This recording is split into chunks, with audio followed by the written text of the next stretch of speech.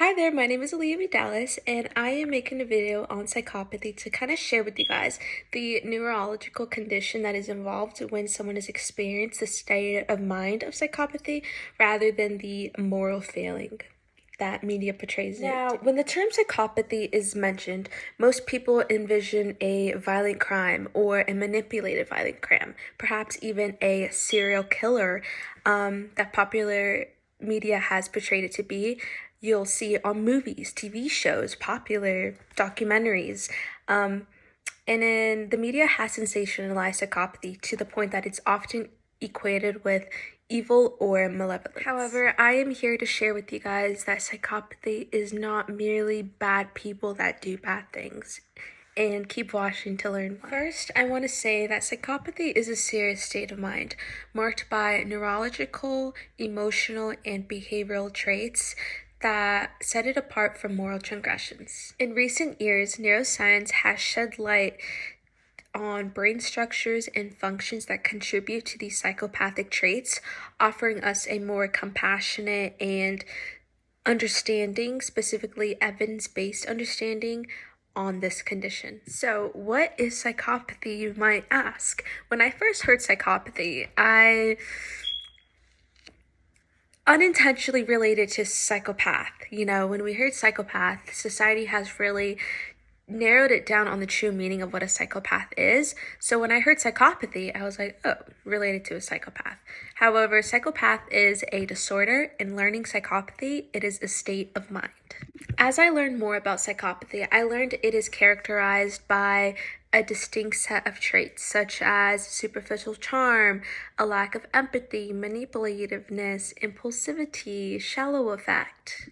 As I looked forward into psychopathy, I began to realize that it significantly overlaps with antisocial personality disorder, according to the DSM-5 definition.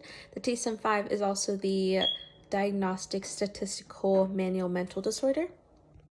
According to the American Psychiatric Association, psychopathy encompasses deeper emotional and interpersonal deficits.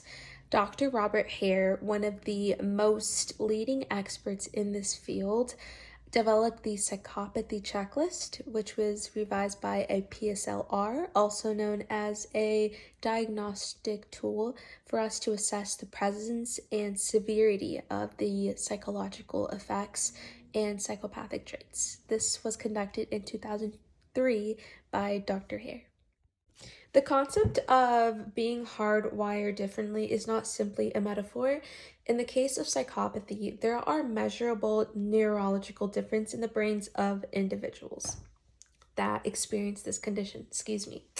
These differences are especially prominent in the areas of the brain responsible for emotional processing, moral reasoning, fear response, and social behavior. When viewed through brain's imaging tools such as functional magnetic resonance imaging, which we'll begin to see as we continue this video, the brain of a person with psychopathy does not just process emotions differently, it is built differently, and we will see that. To emphasize this more, one might say it is not just a case of few loose wires, it is the emotional circuits of the brain has been completely installed upside down. Into the neurological side of one that experiences psychopathy, we're going to look at the amygdala. I first want to begin with the amygdala because the amygdala plays a central role when processing emotions such as fear, empathy, and distress in others. We'll see right here, this is where your amygdala is located, which is between the temporal lobes of your brain. But I want to begin with that area of the brain because when individuals that experience psychopathy, studies have shown that the amygdala tends to be both structurally smaller and functionally underreactive. This contributes to a reduced ability to recognize fear or sadness in others, and these are key features of emotional detachment in psychopathy. Now that we kind of learned and looked at the amygdala, another part of the brain I wanted to share with you guys is the prefrontal cortex, and the prefrontal cortex is in front of the brain right behind our forehead, and essentially it's around this area of the brain. And why I want to show this part of the brain is so important because our prefrontal cortex, particularly the ventromedial prefrontal cortex, is responsible for impulse control, emotional control, decision making, and moral reasoning. And when we are looking at psychopathic individuals, this region is showing a reduced activity, this is helping us explain their impulsivity and their poor judgment and their lack of guilt. We are noticing deficits, and I say deficits because the ventromedial prefrontal cortex, it is essentially tied to more dysfunctional and socially inappropriate behavior.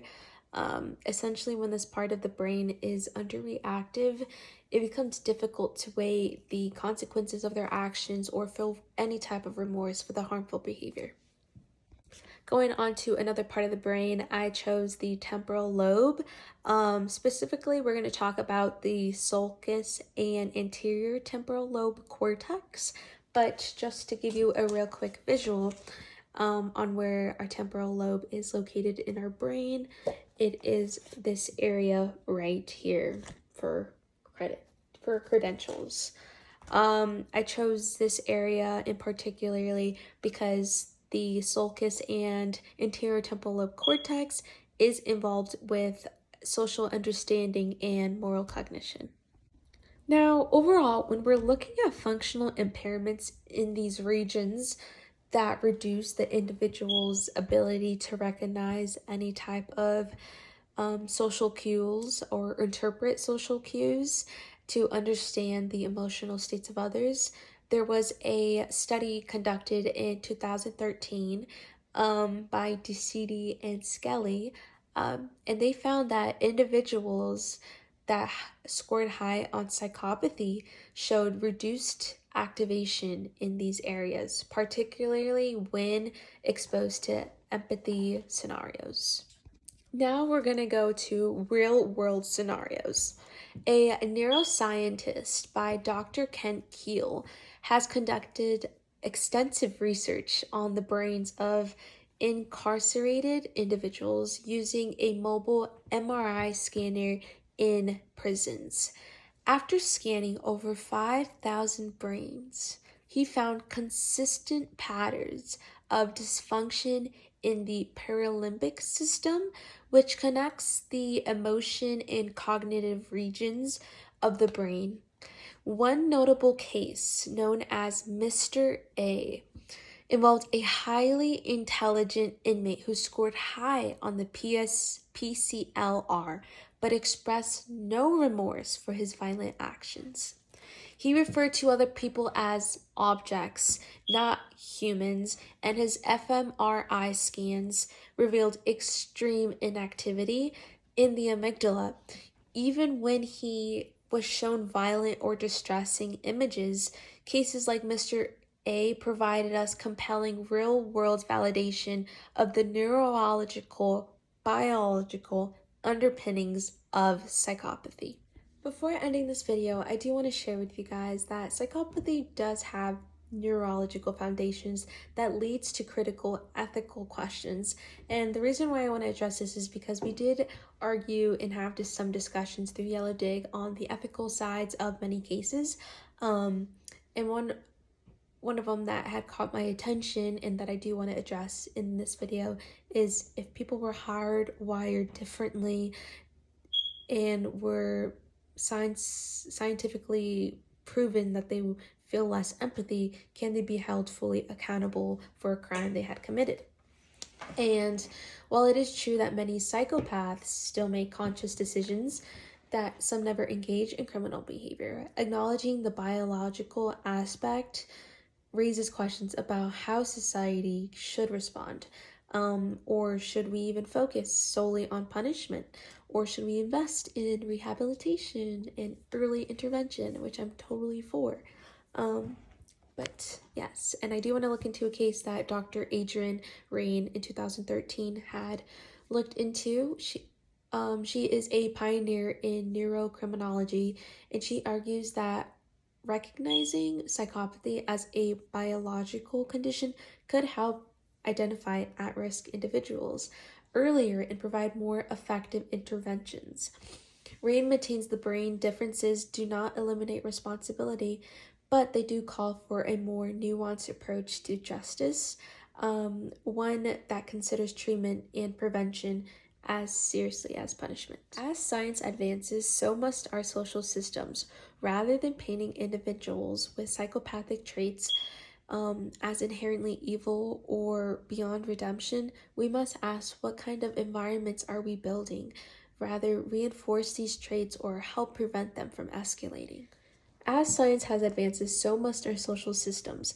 Rather than painting individuals with psychopathic behaviors or traits as inherently evil or beyond redemption, we must ask what kind of environments are we building, rather than reinforcing these traits or help prevent them from escalating.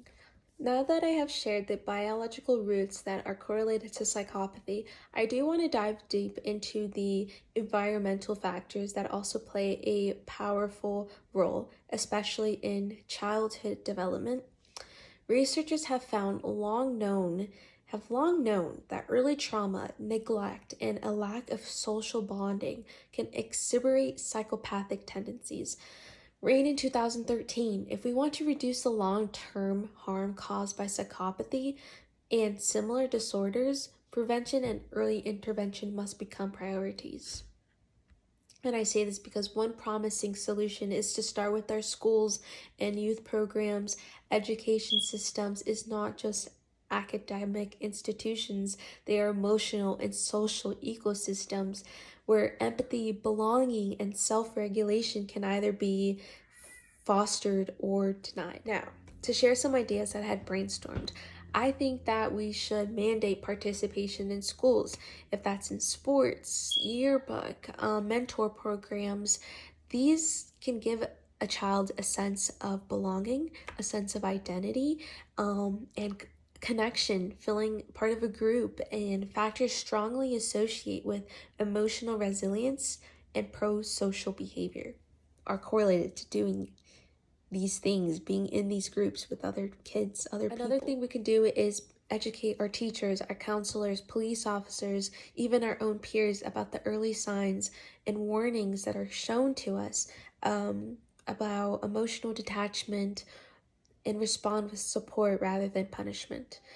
This can steer a risk towards youth and result in healthier outcomes. If we create stronger mental health support systems in schools, including access to psychologists and social workers, would provide early help before behaviors escalate into adulthood. Now, as a society, it is important for us to create systems of care, accountability, and rehabilitation, particularly for children who show signs of emotional detachment or trauma.